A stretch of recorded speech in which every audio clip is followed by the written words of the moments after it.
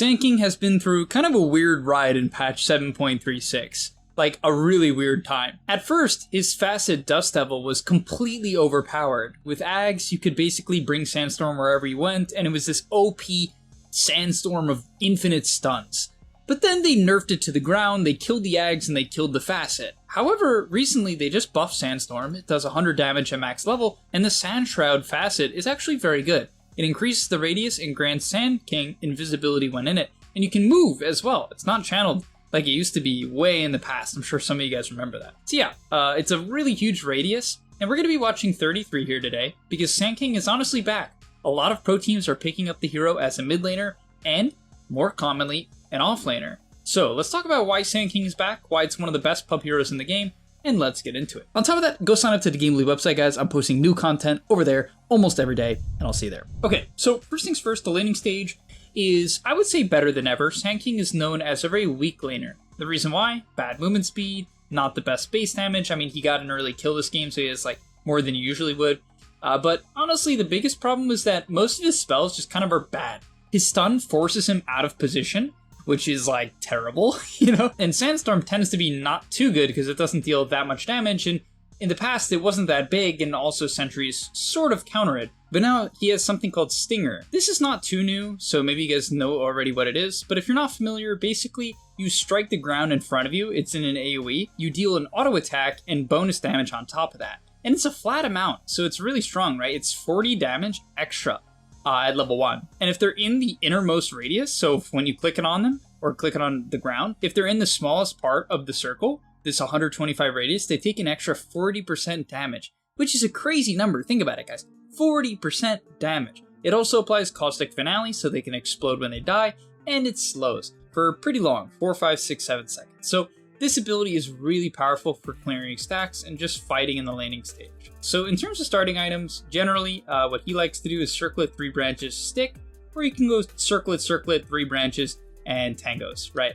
The reason why is you're a universal hero, so you make a lot out of stats. Then from there, he buys a Null Talisman, which I always find a little bit weird. I'm kind of a fan of going like Bracer in a Null Talisman. You definitely need a Null Talisman. This hero has very severe mana problems, like very, very severe mana problems as the game progresses, because Stinger goes down to a 5-second cooldown, right? It is only 30 mana, but you're of course also using stun, and you're also using Sandstorm, so the hero has a lot of mana problems. Now in this lane, he opted for Sandstorm at level 2, and this is of course something you can do if you're good at tracking the enemy's sentries. If you notice, if you click on the enemy 5 and they only have 1 sentry, or they have 2 and they use 1 on the small camp and 1 on the large camp, then you know that you're probably good to go and you can use Sandstorm in the lane just to avoid taking damage. However, if you're against a weak hero, maybe you're against like Slark, or you're against like PA, I would recommend taking Stinger at level 2. It's much higher pressure. However, this is good against stuff like Ursa and Monkey King, right? These harder lanes, maybe a Troll Warlord, where you want to just avoid damage as much as possible. It's great to take Sandstorm at level 2. So now, more than ever, Sand King does a huge amount of damage. I would say level 4 is the main spike with this build, because Sandstorm doubles in damage from 25 to 50. It also increases in radius pretty significantly. So if you're going for kills, you can go for kills at level 3, because you can go 1-1-1, which is what he does. And then you do a lot of damage even then, but especially at level 4 with boots, you can really chase people down with the point in Stinger, 2 points in Sandstorm, and that's what we see here. He's going to go on the Phoenix and actually doesn't find the kill here. And usually you're like, wow, this is a pretty close to full HP Ursa. No way they're getting the kill, but the Sandstorm does a lot of damage. Ursa makes the mistake of manning up a little bit too long, and with a point in Stinger, goes for the stun, which has a pretty high range, and then he finishes him off with the Stinger, which does a lot of damage because he's melee range, right? You get that 40% amp. So this hero just does a lot of burst damage compared to what it used to in the past, making it a far better laner. Okay, this clip was pretty funny. I'm just gonna add it. Usually this doesn't happen, but you know, your ult does a lot of damage. Let me tell you, it does a lot of damage.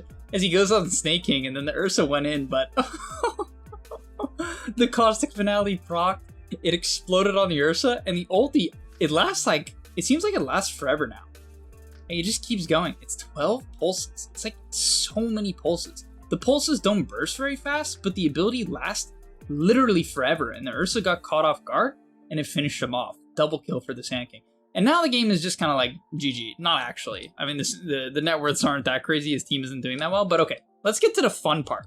The fun part of Sand King now is level 7. The reason why is that level 7 on Sand King, you can start to farm Ancients. this is how the hero is going to snowball. And this is what I want you guys to do if you're going to pick it in offlane in your game. So you're going to max Sandstorm, and when you have the Sandstorm maxed out, you're going to drag the two camps together.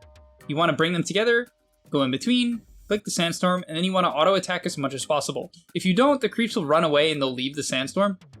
So make sure you're auto attacking off cooldown to keep the creeps running towards you as much as possible.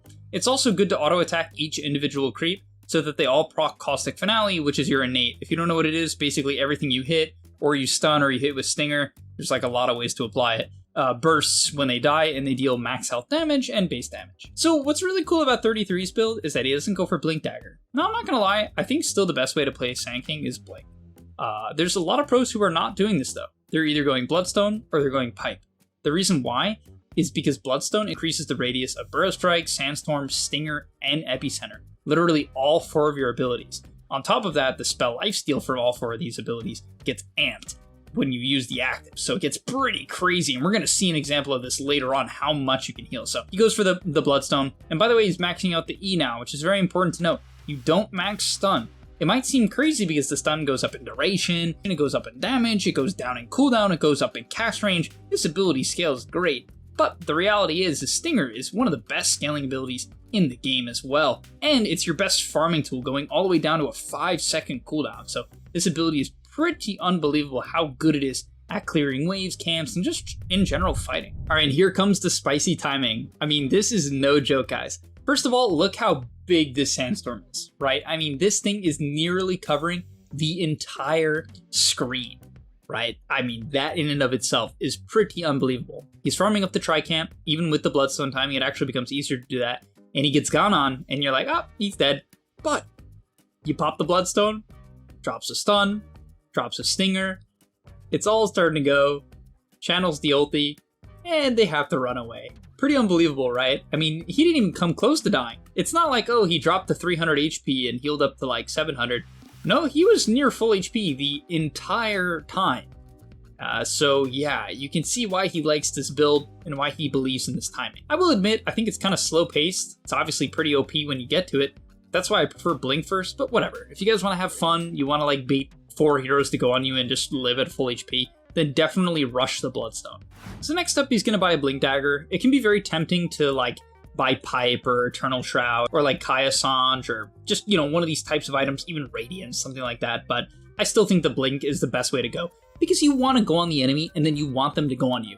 As we saw earlier, you don't really die very easily. And so it's great to initiate the fight for your team and get gone on. And that's why I think the Blink is so key. Like, you're going to be baited to skip it. Don't skip it, guys. Still be a Blink initiator, just one that doesn't die very easily. On top of that, in terms of talents, he skips the 10 talent completely until level 16. To me, makes sense. The Sandstorm damage is pathetic. The Burrow Strike stun is actually great, but it's great later on, right? I would say early game, definitely better just to put points in the Burrow Strike. It just scales well overall, and then you're going to go back for it at level 16. Next, if the enemy team only has one type of damage, you should buy a defensive item that covers that type of damage. If it's physical, you should buy Shiva's. If it's magical, you should buy Pipe or Eternal Shroud. However, if it's a mix, you can go a lot of different things. You can go Yules like he does here, and that's good this game because he's against Ursa, right? So he can use the Ursa if Ursa goes on him, and he's going to purge the Overpower, or he's going to kite out the Enrage of Ursa. It's just a great game to pick up the Yules here as, oh, what a stun.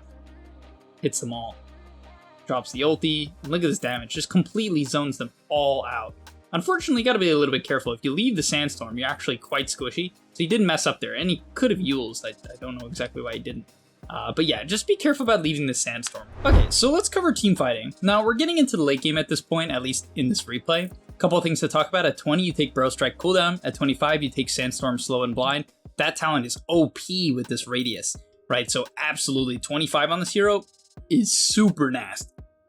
Really, really nasty. Now, as the late game ensues, don't focus on Epicenter too much. Honestly, it's better just to hit good stuns, cancel blinks with Shiva's, cancel blinks with Sandstorm. Really just get in there, get in the front line.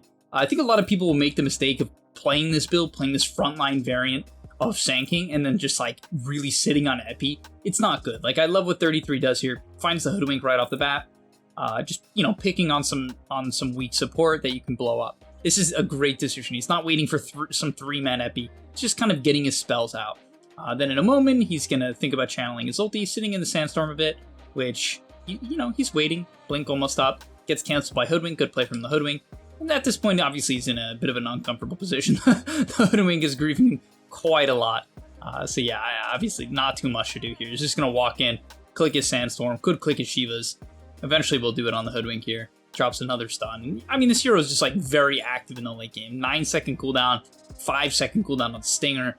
Just very, very tanky. You're going to have your Shivas up. He didn't own that fight, but notice there was very little priority on Epicenter. And it's not that it's a bad spell. It's not. It's good.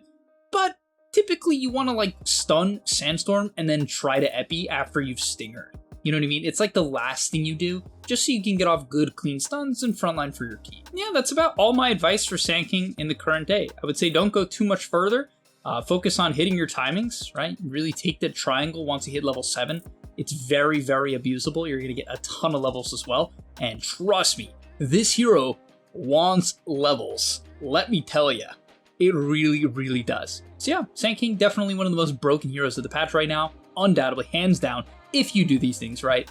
And I'll see you guys in the next one. And that's all, but remember, before you leave, come on, before you tune out, subscribe to the GameLeap website where we are going to help you get to the next rank. If you're stuck, click the link down below, and I'm out. Peace.